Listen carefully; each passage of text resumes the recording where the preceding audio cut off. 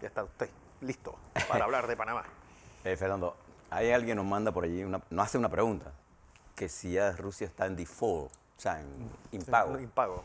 Bien, Standard & Poor's, estimados televidentes y radioescuchas, emitió una evaluación porque Rusia pagó en rublos Sí. a una tasa de conversión que no puede resolver ningún banco. Entonces, técnicamente, Standard & Poor's dice que Rusia está en default, en impago. Tiene todo el mes de abril para resolver ese problema. Como están con las sanciones, no puede hacer uso de sus reservas, que han sido congeladas. Bien, para que usted tenga una idea de lo que está ocurriendo. Bien, fíjese, mientras la COVID sigue siendo una enfermedad de carácter pandémico porque afecta en el mundo, sobre todo en Asia y particularmente en China, tiene un efecto muy grande en Shanghái. En nuestro país, nosotros el domingo se nos informó de una positividad de 4,2%.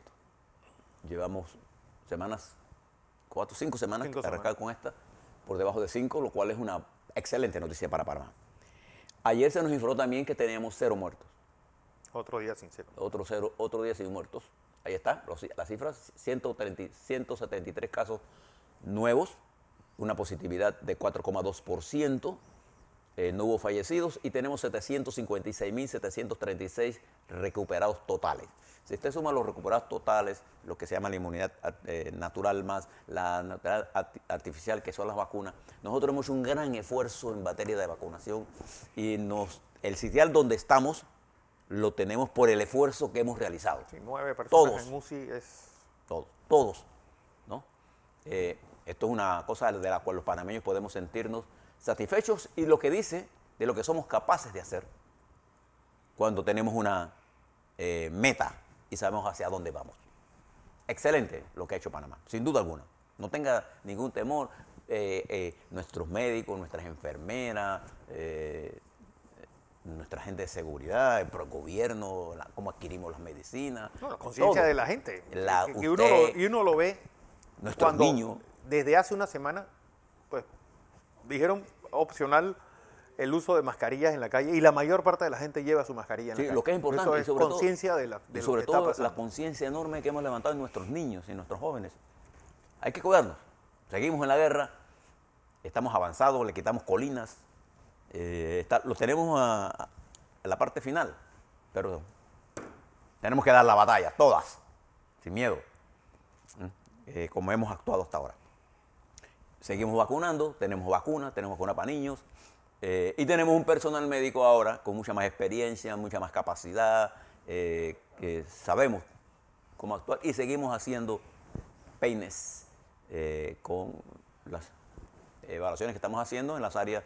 Tenemos identificadas las áreas de mayor contaminación, están bajas todas, para que sepamos. De manera que nuestro sistema epidemiológico nos da variantes a nosotros que nos dicen que la tendencia a nosotros es a la estabilidad en la parte inferior, bajo control, la pandemia de la COVID. Bien, algunas cosas políticas que usted tiene que ver. Primero, el Partido Revolucionario Democrático entrará a partir del lunes 18 en el proceso en la cual cualquier miembro de ese partido que llene los requisitos que se establecen, entre ellos tiempo de pertenecer al partido, etcétera, etcétera. A partir del 18 conoceremos los candidatos que aspiran a dirigir el Partido Revolucionario Democrático en el próximo quinquenio. Eso será a partir del lunes 18. Post Semana Santa arranca ese proceso y ya tendremos entonces allí quiénes son los que aspiran. ¿Quiénes pueden aspirar? Todos los que llenen los requisitos. Sí. El que lo llena y cree que puede correr, tiene que correr. ¿Nosotros qué vamos a hacer? Nosotros vamos a ver todos los candidatos, hacemos las evaluaciones correspondientes, pero el que tiene que escoger son los miembros del PRD. Pero ya los delegados. Los delegados. Ahora son 4.200 delegados, bueno, miembros del PRD, sí, legalmente establecidos, que iban a escoger esa directiva. Entiendo que cada puesto va por votación, cada puesto. No va a ser por bloque. Entiendo que es por puesto. Por puesto. Eso será en el Congreso Ordinario del 15 de mayo. Es decir, a partir del 18 quedarán menos de un mes, unos 27 días, para que el día 15 de mayo, que es un domingo, el Partido Revolucionario Democrático escoja su nueva dirección y que nos dará una idea a nosotros de la correlación de fuerza interna de ese colectivo. De ese colectivo, no de la sociedad en general. ¿No? Ya tenemos otros partidos que ya han cogido su dirección, el panameñismo ya escogió su dirección, estamos en proceso de desarrollo de las direcciones. Esto es una especie de rutina preparatoria del proceso electoral, que está programado para mayo del 2024.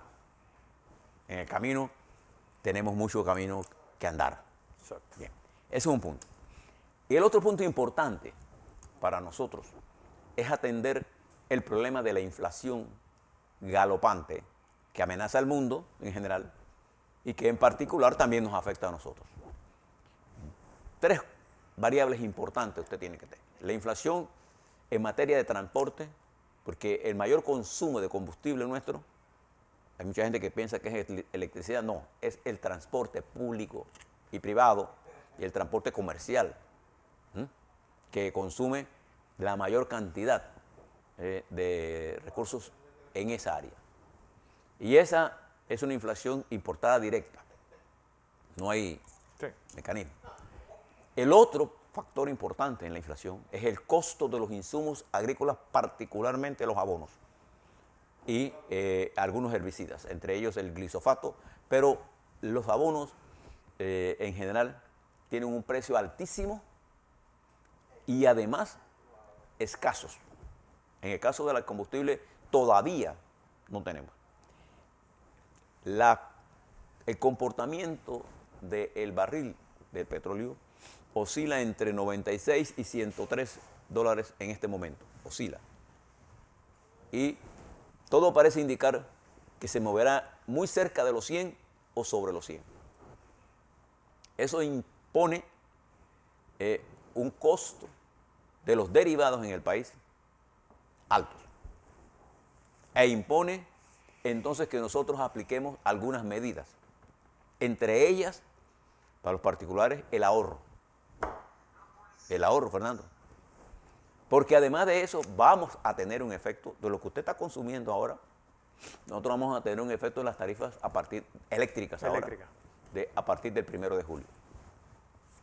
Porque ¿ya se puede pronosticar más o menos cuánto puede ser que suba? Depende porque acuérdese que se establece sobre la base de un costo del petróleo X, y si ese X es más Y, usted verá en su recibo una cláusula de variación de combustible. O sea, si yo establezco, voy a dar un ejemplo, el barril de petróleo en el año en 80 dólares para el semestre, y el precio del petróleo cae a 60, en el siguiente bimestre.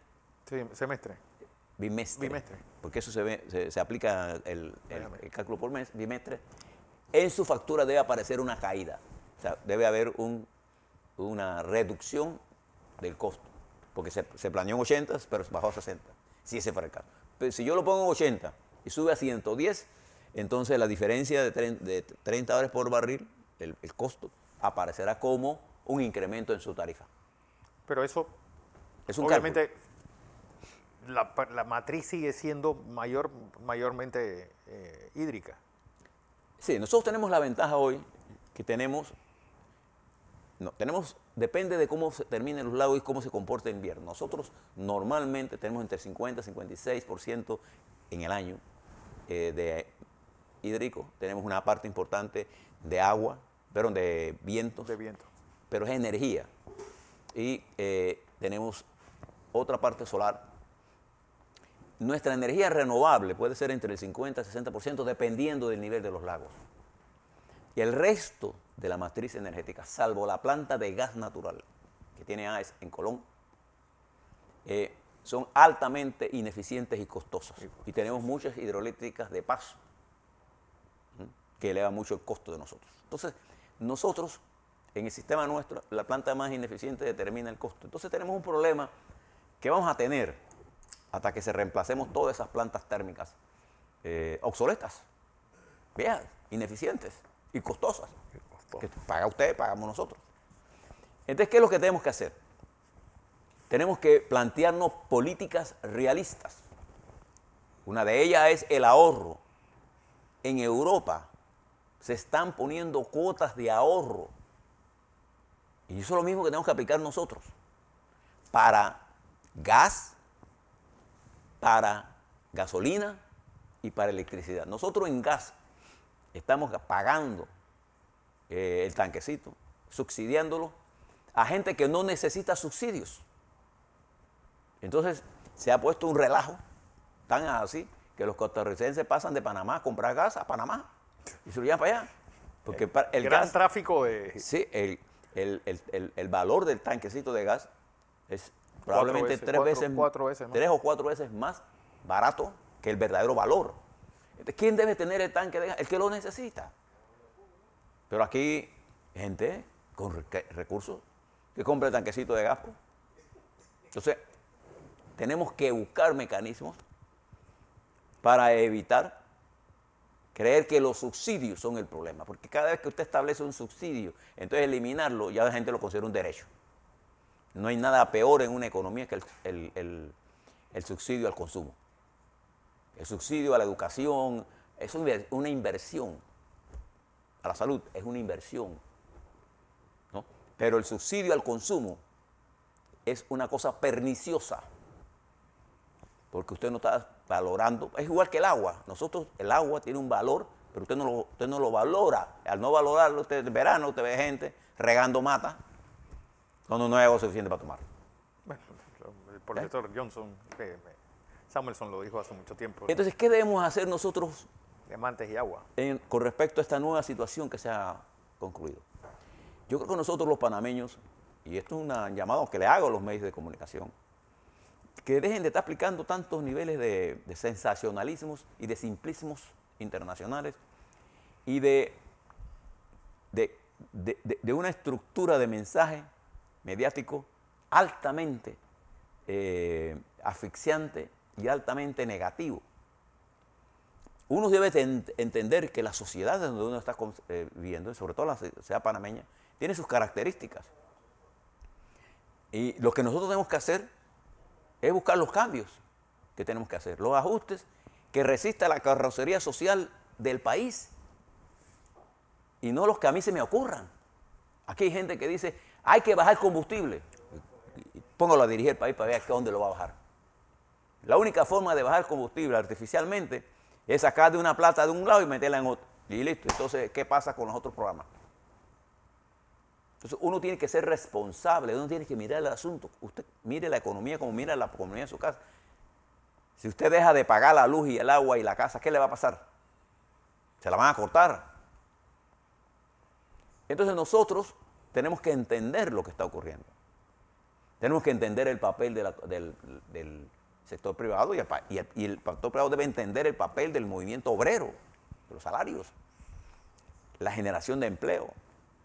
Y es por ello que la República de Panamá, en el marco de la generalidad que hay en este momento, tiene una gran cantidad de oportunidades. Lo que tenemos que entender, Fernando, es qué es lo que ha madurado y está al alcance de nosotros y qué está limitado por nosotros. Una de las grandes limitaciones de nosotros es la baja calidad de la educación. La calidad de nuestra educación secundaria, primaria. Tenemos que elevarla, tenemos que hacer una reforma integral a la educación. Porque es una base importante. Y elevar la calidad de rendimiento de nuestra mano de obra, pero también elevar las inversiones en capital para mejorar, junto con nuevas tecnologías, mejor mano de obra, la producción, los productos que sean mayores a menos precios, ser competitivos en el mundo. Pero para hacer eso, necesitamos tener ciertos consensos básicos. En eso hay que trabajar de cara al futuro. Así es.